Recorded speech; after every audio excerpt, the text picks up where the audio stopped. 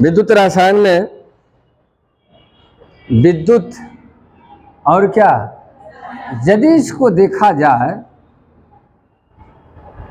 तो इसमें दो पार्ट है, यानी विद्युत ऊर्जा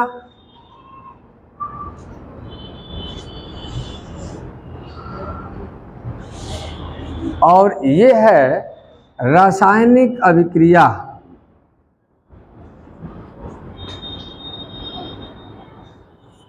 रासायनिक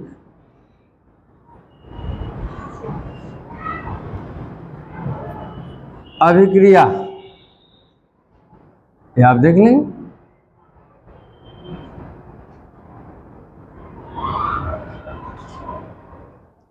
यानी विज्ञान की वह शाखा जिसके अंतर्गत विद्युत ऊर्जा व रासायनिक ऊर्जा के मध्य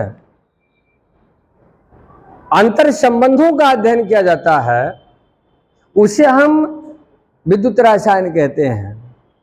यानी विज्ञान की वह शाखा जिसके अंतर्गत विद्युत ऊर्जा तथा रासायनिक ऊर्जा, रासायनिक अभिक्रिया के मध्य अंतर संबंध परिवर्तनों का अध्ययन किया जाता है।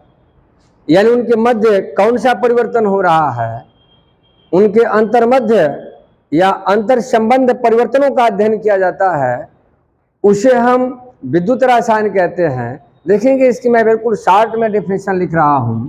आप ऐसे भी कह सकते हैं, यानी विज्ञान की वह शाखा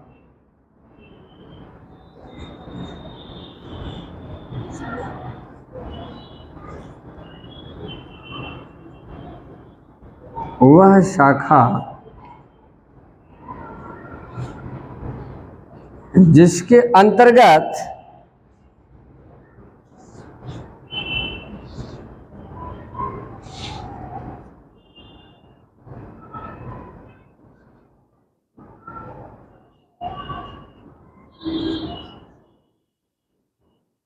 विद्युत ऊर्जा व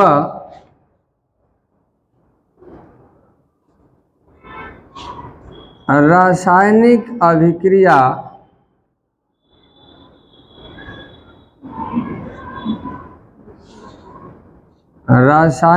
अभिक्रिया के मध्य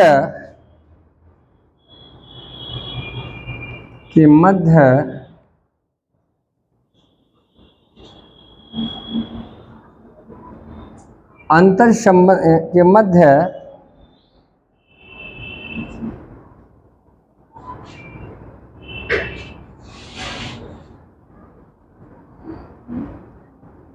अंतर संबंध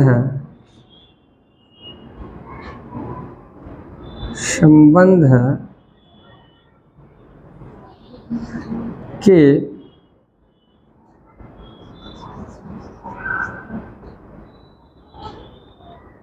होने वाले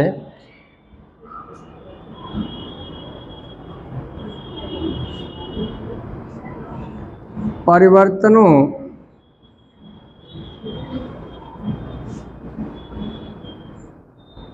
का अध्ययन किया जाता है।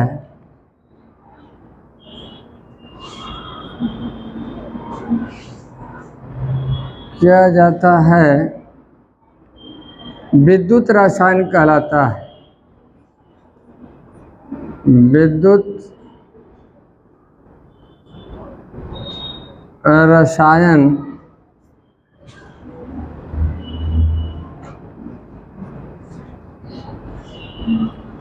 कहलाता है। आप देखेंगे ये बिल्कुल छोटी सी डिफिनेशन है और अपने आप में एथेंटिक्स है, बिल्कुल एक्यूरेट है। विज्ञान की वह शाखा जिसके अंतर्गत विद्युत ऊर्जा व रासायनिक अभिक्रिया के मध्य अंतर संबंध में होने वाले, यानी उनके अंदर होने वाले परिवर्तनों का अध्ययन किया जाता है। यानी इसमें आप यह देखते हैं कि इस तरह की प्रक्रिया, इस तरह की घटना घटित होती है कि विद्युत ऊर्जा का रासायनिक अभिक्रिया में परिवर्तन या रासायनिक अभिक्रिया का विद्युत ऊर्जा में परिवर्तन का जो अध्ययन किया जाता है, उनके अंतर संबंध का अध्ययन किया जाता है, उसे ही हम क्या कहते हैं, विद्युत रसायन कहते हैं। इनके अंतर्गत हम लोग यह पढ़ेंगे, यहाँ देखेंगे, एक छोटा सा आपको एग्जाम्पल लेकर के समझाने का प्रयास कर रहा हूँ, आप समझ जाएंगे बिल्कुल। जैसे हमने एक पात्र ले लिया, यहाँ देख लीजिए आप, हमने एक पात्र ले लिया, इसमें नमक का घोल हमने कर दिया, यानी NaCl हमने मिला दिया, और इसमें दो धातु की प्लेटें हमने डाल दिया है। भिन्न भिन्न धातु की दो प्लेटें हैं, जो एक एनोड का कार्य करेगी और एक क्या करेगी, कैथोड का कार्य करेगी। और इनको देखिए हमने एक सेल से जोड़ दिया। यहाँ देखिए ये बैटरी है, जिसको हमने क्या कर दिया है, जोड़ दिया इसे। जो ही आप इससे, जैसे मान लीजिए जब तक ये नहीं जोड़े हैं, जब तक आप नहीं जोड़े हैं तब तक इसमें कोई क्रिया नहीं होगी। लेकिन जो ही आप इस बैटरी से या इस सेल से जोड़ेंगे और जो ही इसमें विद्युत धारा बहेगी, तुरंत इसमें रासायनिक अभिक्रिया होना शुरू हो जाती है। यानी तुरंत आप देखोगे कि यहाँ से तुरंत इधर से क्या निकलेगी, आपकी क्लोरीन गैस निकलेगी। और जो आपका इधर यहाँ से इस छड़ पर, इस प्लेट पर जो ये सोडियम है, यह सोडियम तुरंत यहाँ जल के साथ अभिक्रिया करेगा, और जल के साथ अभिक्रिया करके तुरंत यहाँ सोडियम हाइड्रोक्साइड बनाएगा और हाइड्रोजन गैस बाहर निकलेगी। यानी आप इस प्लेट पर आप देखेंगे जो कैथोड का कार्य कर रहा है, आप एनोड और कैथोड प्लस और माइनस से न माने, वह कैसे अभिक्रिया के ऊपर डिपेंड करता है। ऑक्सीकरण और अपक्षय पिछली कक्षा में आप पढ़े होंगे, ऑक्सीडेशन और रिडक्शन, उस पर वह डिपेंड करता है कि किसमें एनोड का कौन कार्य कर रहा है और कौन कैथोड का कार्य कर रहा है। ये मैं समझे कि यह माइनस है तो यह आपका एनोड है, और यह प्लस है तो कैथोड है, ऐसा नहीं है। मैं आगे चल कर उसको पूरा विधिवत विस्तार से समझाऊंगा और बताऊंगा। वह डिपेंड करता है ऑक्सीडेशन और रिडक्शन अभिक्रिया पर, कि कहाँ अपक्षय अभिक्रिया हो रही है और कहाँ ऑक्सीकरण अभिक्रिया हो रही है, उस पर यह डिपेंड करता है एनोड और कैथोड, ना कि प्लस और माइनस पर। हाँ, तो थोड़ा सा इस डेफिनेशन को मैं यहाँ वेरीफाई कर रहा हूँ, बिल्कुल समझ लें। हमने एक पात्र में NaCl नमक का घोल लिया था, और दो अलग अलग धातुओं की एक हमने प्लेट लगा दिया, और इन प्लेटों को जो है यदि किसी ये तार द्वारा हमने क्या कर दिया, एक सेल से या बैटरी से, चाहे यह 6 वोल्ट की बैटरी हो या 12 वोल्ट की बैटरी हो, हमने इसके साथ जोड़ दिया। आपने देखा कि यहाँ हमने माइनस से माइनस को और प्लस को प्लस से हमने जोड़ दिया।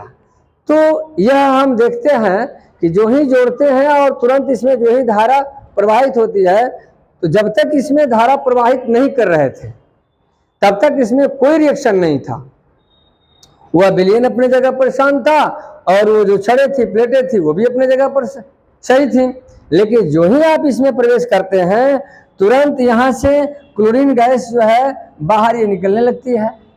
और इस पर जो आप बिल्कुल प्रैक्टिकली देखेंगे तो इस पर जो है इस तरह का लेयर एक जमा हो जाता है। यह जो है सोडियम धातु का एक पीले आकार का क्या हो जाता है, एक लेयर, जंग टाइप का एक लेयर इस पर जमा होने लगता है। वह क्योंकि यह सोडियम जो है तुरंत जल के साथ अभिक्रिया करेगा, और अभिक्रिया करके तुरंत बनाता है सोडियम हाइड्रोक्साइड, और यहाँ से हाइड्रोजन गैस जो है क्या होती है, बाहर निकलती है। यहाँ से आपकी हाइड्रोजन गैस जो है बाहर निकलती है। इसी हम घटना का अध्ययन करते हैं, इसलिए इसको हम क्या कहते हैं, विद्युत रसायन कहते हैं, इलेक्ट्रोकेमिस्ट्री कहते हैं। आपने देखा कि इसके अंतर्गत विद्युत ऊर्जा से रासायनिक ऊर्जा में, रासायनिक अभिक्रिया में, और रासायनिक अभिक्रिया के द्वारा हम तुरंत क्या करते हैं, विद्युत ऊर्जा में परिवर्तन का अध्ययन करते हैं। इसलिए इसे हम क्या कहते हैं, विद्युत रसायन कहते हैं। इसके बाद आपका आता है सेल किसे कहते हैं। सेल कितने प्रकार के होते हैं, इसे हम नेक्स्ट टर्न पर बताएंगे। सेल की परिभाषा देखिए यही होती है, वह पात्र जिसमें रासायनिक ऊर्जा व विद्युत रासायनिक अभिक्रिया व विद्युत ऊर्जा दोनों उस पात्र में संपन्न होती हैं या संपन्न कराई जाती हैं, उस पात्र को ही हम क्या कहते हैं, सेल कहते हैं।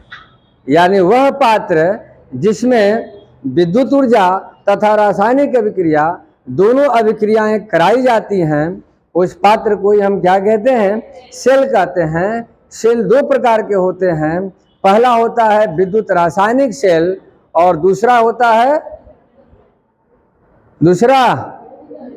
विद्युत अपघटनीय सेल। विद्युत रासायनिक सेल के अंतर्गत आपके आते हैं कौन कौन से, शुष्क सेल आता है और डैनियल सेल आता है, डैनियल सेल आता है, ग्वाल्निक सेल आता है, और क्या आता है आपका,